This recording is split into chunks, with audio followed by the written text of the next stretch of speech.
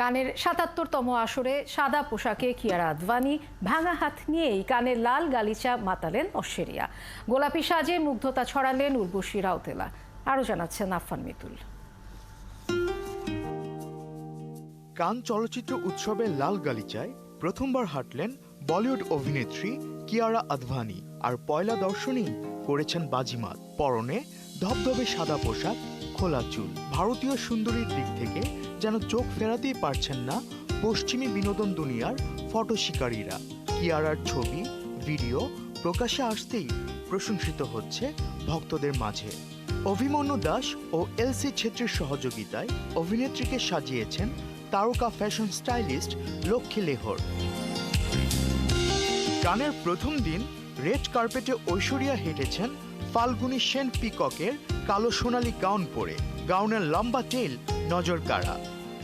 Competition সেকশনের ছবি মেগালোপলিসের স্ক্রিনিংয়ে দেখা গেছে ঐশ্বরিয়াকে। তার দ্বিতীয় পোশাকটি ছিল ফিরোজা ব্লু এবং সিলভার ফ্রিঞ্চ গাউন। আর এই পোশাকটিও সবার নজর কেড়ে নেয়।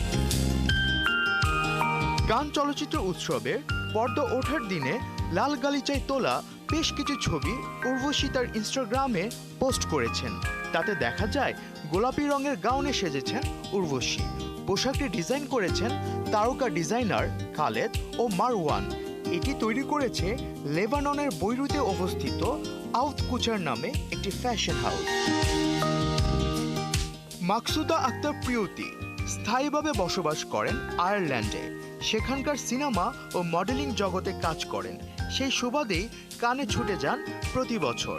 এবারও কানের ঝলমলে আসরে হাজির প্রিয়তি। তবে এবারের সফর একটু বিশেষ, কেননা তিনি এখন অন্তঃসত্ত্বা। বেবি বাম্প নিয়ে হেঁটেছেন কানের মর্যাদাপূর্ণ লাল গালিচায়। আফফান মিতুল, ৭১।